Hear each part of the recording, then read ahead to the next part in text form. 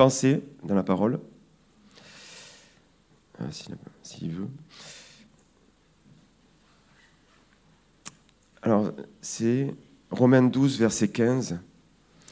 Ben justement, c'est en rapport avec le mariage. J'étais touché par ce qu'on avait vécu hier. Il est dit, réjouissez-vous avec ceux qui se réjouissent et pleurez avec ceux qui pleurent. On ne va pas pleurer, hein, bien sûr.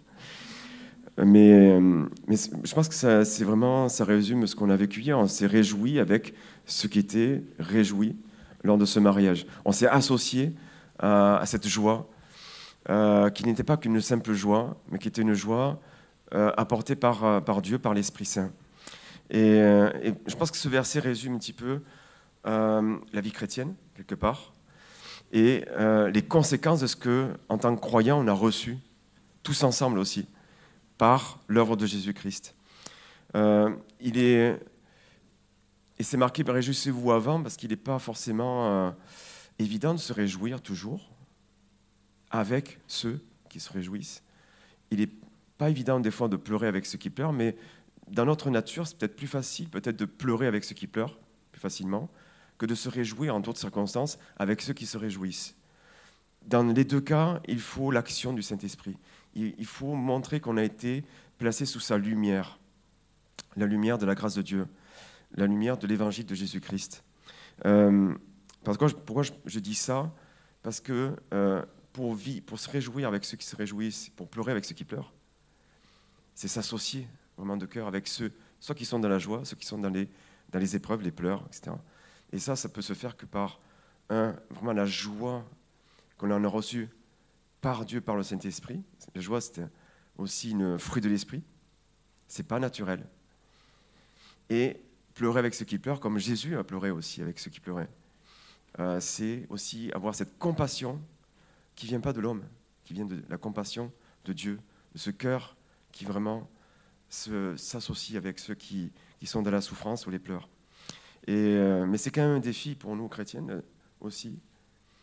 C'est vraiment de vivre ça par l'Esprit, de se réjouir avec ceux qui se réjouissent. Et je pensais à 2 Timothée 1,9. C'est un verset qu'a apporté Pasteur Georges au culte jeudi, qui a, je vais le lire, le verset, 2 Timothée 1,9. Il est dit, il nous a sauvés et nous a adressé un saint appel, non à cause de nos œuvres, à cause de nous, non, à cause de ce qu'on aurait pu faire, mais selon son propre dessein et selon sa grâce, la grâce qui nous a été donnée en Jésus-Christ avant l'état éternel.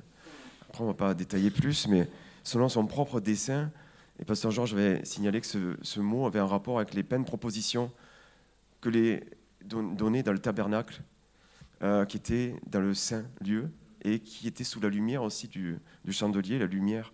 Et c'est vrai que Dieu s'est proposé de nous placer dans sa lumière. C'est lui qui a révélé sa grâce en Jésus-Christ, qui a montré tout son amour, par ce sacrifice à la croix. Et il nous a placés dans sa lumière. Il nous révèle qui il est. Et il nous change, il nous transforme. Il nous appelle à grandir dans la grâce.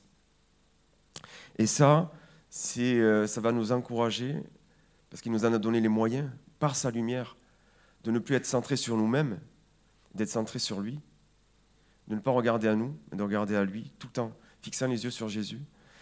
Et il est dit justement, quand on vit sous cette lumière, de nous réjouir sans cesse. Réjouissez-vous sans cesse. Il n'est jamais dit pleurez sans cesse, c'est pas possible. Mais il est dit réjouissez-vous sans cesse. Pourquoi ? Parce qu'on est sauvé en espérance. Et c'est sa lumière qui nous le révèle, ça. Et on peut se réjouir dans cette espérance-là. C'est même dit dans Romains 12 aussi. Et quand on est plus centré sur soi-même, on n'a pas une haute opinion de soi-même. Romains 12 aussi. Romains chapitre 12. Vous lirez le chapitre. Et on n'a pas à se croire sage à ses propres yeux. Parce qu'on est sous les yeux du Seigneur. Et on a conscience de lui. Et il y en a qui ont été... Jésus lui-même n'avait pas conscience que de lui-même, de soi-même. Pourquoi ? Parce qu'il a été sous la lumière de Dieu, évidemment. Il était lui-même là, cette lumière qui s'est révélée et s'est manifestée. Et il a accepté même d'être traité comme un malfaiteur. Pourtant, lui qui était le bienfaiteur, par excellence sur la terre. Paul a suivi son chemin, ce chrétien qui est un exemple pour tous les chrétiens depuis 2000 ans, pour tous les missionnaires, a accepté d'être traité comme un malfaiteur. Un malfaiteur. Il était à un tribunal. Il a été condamné. Et ça peut nous arriver, nous aussi, d'être traités comme ça, parce qu'on est incompris de ceux qui ne connaissent pas la lumière de Dieu. Il y a aussi Joseph qui a été traité comme ça aussi, un peu incompris de ses frères. Il a accepté, quelque part, d'être traité comme ce songeur. Il est dit, dans Genèse 37, il est dit, si je retrouve le passage, bien sûr, qu'il a été, voici ce songeur, ce rêveur. Ben, nous aussi, on peut être traités comme des rêveurs. Nous, on a la parole de Dieu dans nos cœurs. On a cette relation personnelle avec Jésus-Christ. Et on vit des choses avec lui. Mais qui c'est ce songeur? Il nous donne des leçons avec ses rêves. Qui c'est celui-là? Et on peut être, bien sûr, on peut subir la haine des autres. Mais ça peut aussi être un défi pour nous d'apprendre à nous réjouir, malgré ces choses-là. Et enfin, il y a aussi David, qui a accepté d'être traité comme un homme de rien. Un vaurien, par sa propre femme. Toujours dans l'intimité, c'est là le pire en Chine. C'est vrai que dans nos familles, peut-être on nous voit différemment, on nous voit dans les détails, mais on peut être traité peut-être incompris dans notre relation avec Dieu.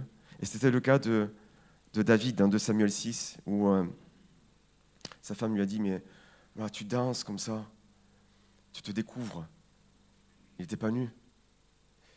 Il avait enlevé sa tenue royale pour laisser apparaître sa tenue de sacrificateur, d'adorateur. Et il adorait Dieu en toute liberté. Et ça a amené le mépris de celles qui ne comprenaient pas sa position, sa joie, dans quelle joie il était, dans quelle relation il était. Il était sous la lumière de Dieu. Il comprenait la grâce de Dieu envers lui. Il était dans la joie. Et ça peut amener l'incompréhension aussi de ceux qui nous entourent, même des plus proches. C'est vrai. Et elle a dit, comme se découvre un homme de rien. Mais c'est vrai que si on se révèle comme chrétien, comme dit l'apôtre Pierre, celui qui souffre comme chrétien, un petit Christ, mais qui se réjouit en cela, parce qu'il glorifie Dieu. Et que ce soit Paul, David, que ce soit Joseph, on peut être amené à être incompris. Mais quand on est dans la lumière de Dieu, on va avoir cette joie surnaturelle que l'on peut partager aussi avec les autres. Apprendre à se réjouir avec ceux qui se réjouissent et apprendre aussi à souffrir, aussi à pleurer avec ceux qui pleurent.